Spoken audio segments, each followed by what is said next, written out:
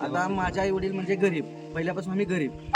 आणि तिथं जॉबला मी ट्राय केलं, पोलीस भरती केलो, आर्मी भरती केलो, पण कसं आहे मी मेहनत पण केली तेवढी. कामात इकडं येऊन पप्पाला मदत करून मी आमच्या गावाकडे 3 प्लॉट हायवेला जागा घेतली, त्यात पैसे म्हणजे ते आमचे आई वडील, ते आम्ही फॅमिली आहे सगळी. मग शेती अवजार जी लागतात ते सगळं करताय. कुदळ करताय, कुऱ्हाड करताय, कोयता करताय, मग शेतीचे जे वस्तू लागतात काय वस्तू लागतात हो ते सगळं करताय. ह्याला घर म्हणतो ना. हो हो गण म्हणतात. पिढी गेलेली आहे ते आपण चांगलं द्यायला पाहिजे, आणि लोकांचा विश्वास पण पटला पाहिजे. हो करायपाशी बी काय राहिले आता सगळं ते बी कष्ट करूनच करायला लागेल. मग त्यांना फसून काय आपण काय मोठे होणार नाही. मग त्यांना बी चांगल्याने 2 पैसे जास्त घेऊन सांगून त्याला चांगलं काम केलेलं मला चांगलं वाटतं. ग्रामीण भागातील पारंपरिक व्यवसायाची माहिती जाणून घेण्यासाठी विद्यार्थी आरदाळ येथे आलेल्या धावड समाजातील पारंपरिक कारागिरांना भेट देत आहेत.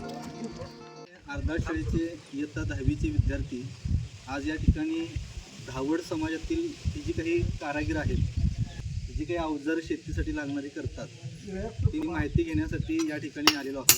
स्कूलमध्ये एक क्षेत्रभेट आणि प्राथमिक व्यवसाय नावाचा घटक आहे. त्याच्या अंतर्गत या व्यवसायाची माहिती घेण्यासाठी आम्ही इथं आलेलो आहोत. शेती हा प्रमुख व्यवसाय असतो आणि त्या शेतीला आवश्यक असणारी अवजारं ही धावड समाजातील जे काही लोक आहेत ती अवजार तयार करून देण्याचं काम करतात. चला मग आपण सुरुवात करूया. मुलाखतीच्या माध्यमातून या व्यवसायाची माहिती घेऊया.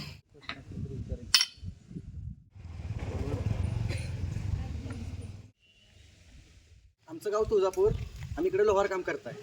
मग हे आमचे आई वडील, ते आम्ही फॅमिली आहे सगळी. मग शेती अवजार जी लागतात ते सगळं करताय आम्ही. मग वर्षातनं 2-3 ते 4 महिने इकडे असताय आम्ही इकडं शेती, म्हणजे शिजनात येतं इकडे करायला. पावसाळ्याच्या तोंडावरती इकडे ग्रामीण भागामध्ये येतं. हां येत आहे. हो आता इथे किती महिने राहताय तुम्ही? आता एक गावाला 2 महिने राहतो आम्ही. मग 2-4 गावं करतात, मग गावाकडे जातात. हे मग आता सगळं आमचे वडील करतात. आता तरी पण आमच्या वडीलचं बचपन गेलं तरी लहानपणापासून. अवजार हे तयार करण्यासाठी किती वेळ लागतोय? तरी बी 1 ते 2 अवजार तयार करण्याचा वेळ टायमिंग तरी 2 तास लागतोय. एक अवजार हो 2 तास लागते मेहनत त्याला. म्हणजे एक खुरपं तयार करायचं असेल तुम्हाला 2 तास लागतात. 2 तास लागतात टोटल एक खुरपं तयार रेडी व्हायला. मग दिवसातून अशी किती खुरपी तयार करताय तुम्ही? दिवसातनं 8 ते 9 करताय. 8-9 8 ते 9 मग एका खुरप्याची किंमत साधारण किती? 350 रुपये किंमत चालू आहे. 350. उदळ करताय, कुऱ्हाड करताय, कोयता करताय, मग शेतीचे जे वस्तू जेवढी काय लागतात काय वस्तू लागतात हो ते सगळं करताय. आम्हाला या व्यवसायातून तरी बी 3 ते 4 महिन्यात 70-80 हजार रुपये मिळतात. 3 ते 4 महिने. 3 ते 4 महिन्यामध्ये आम्हाला मदत करतात. तर शेती अवजार शेतकऱ्यांना मदत होती. होय हां, मग जे त्यांचं पोलाद असते ना तेच घेत आहे आम्ही आणि त्याचंच करून देतो. काय आपलं फेक काम नाही आहे. आपण इकडे आपली पिढी गेलेली आहे ते आपण चांगलं द्यायला पाहिजे, आणि लोकांचा विश्वास पण पटला पाहिजे. होय ते बी शेतकऱ्यापाशी बी काय राहिले हो आता सगळं ते बी कष्ट करूनच करायला लागतात. मग त्यांना फसून काय आपण काय मोठे होणार नाही. बरोबर. मग त्यांना बी चांगल्याने 2 पैसे जास्त घेऊन सांगून त्याला चांगलं काम केलेलं मला चांगलं वाटतं.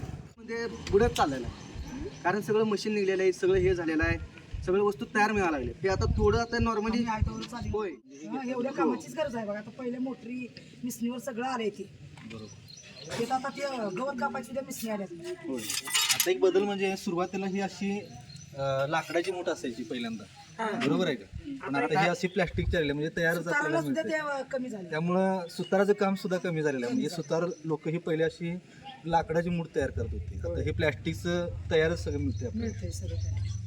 आम्हाला हे सीझनात काम असते. पावसाळा जेव्हा चालू असतोय की नाही तिकडं पावसाचा सीझन जेव्हा चालू असतो की नाही तेव्हा काम असतात. कारण की लोकांना बी शेतकऱ्याला फायदा होतोय, त्यांना बी वस्तू कामाला येतात आणि आम्हाला फायदा होतोय. जरा कामाला लागणारा हा जो कोळसा आहे मग तो कुठून तुम्ही उपलब्ध करता? कोळशाचं थोडं काजू फॅक्टरी ते असतात घरगुती मिळतंय, कवा कवा काजू फॅक्टरी मिळते जास्त म्हणून आजऱ्याला मिळते कोळसा. माझं नाव किरण युवराज पवार आहे. मी राहणार तुळजापूर. मी माझं शिक्षण बी झालं आहे. आता नॉर्मली मी म्हणलं तर BA आता करायला लागलो. मी पोलीस भरती आर्मी भरती ट्राय केलो. म्हणजे यांच्या ज्या पत्नी आहेत त्यांचं सुद्धा 10वीपर्यंत शिक्षण पूर्ण झालं आहे. माझ्या 2 बहिणीचे झाले 10वीपर्यंत शिक्षण. माझ्या भावाचं 2 बहिणींचं सुद्धा 10वीपर्यंत शिक्षण पूर्ण झालं. म्हणजे धावड समाजातील हे जे काही कारागीर आहेत हे जरी हा पारंपरिक व्यवसाय करत असले तरी त्यांनी आपल्या मुलांना चांगलं शिक्षण दिलेलं आहे. हा व्यवसाय सांभाळून किरण यांनी सुद्धा शिक्षण चांगलं घेतलेलं आहे. म्हणजे आपल्या मनामध्ये असा प्रश्न पडतो की हा व्यवसाय केल्यानंतर यांचं मुलांचं शिक्षण झालं असेल की नाही, किंवा तेच या व्यवसायामध्ये काम करतात काय. परंतु हा व्यवसाय सांभाळत किरणदादांनी सुद्धा अतिशय चांगल्या प्रकारचं शिक्षण घेतलेलं आहे आणि पदवीपर्यंत शिक्षण पूर्ण करून पोलीस भरती असेल किंवा आर्मी भरती असेल त्यासाठी सुद्धा त्यांनी प्रयत्न केला. पण तिथं अपयश आल्यानंतर ते थांबले नाहीत. आपल्या वडिलांना मदत करत त्यांनी हा व्यवसाय अतिशय चांगल्या पद्धतीनं सांभाळला आहे. आपण त्यांचंही टाळ्यांच्या गजरामध्ये हार्दिक अभिनंदन करूया. आणि वेळात वेळ काढून आम्हाला या ठिकाणी ही माहिती दिलात त्याबद्दल तुम्हा सर्वांचं आमच्या शाळेच्या वतीनं हार्दिक हार्दिक आभार. या क्षेत्रभेटीतून विद्यार्थ्यांना पारंपरिक व्यवसाय, कारागिरांचे कौशल्य, त्यांची मेहनत आणि ग्रामीण अर्थव्यवस्थेतील त्यांचे महत्त्व प्रत्यक्ष अनुभवातून समजले. धावड समाजातील कारागीर शेतकऱ्यांसाठी आवश्यक असणारी खुरपी, कोयता, विविध लोखंडी शेती अवजारे तयार करून शेती व्यवसायाला महत्त्वपूर्ण योगदान देतात.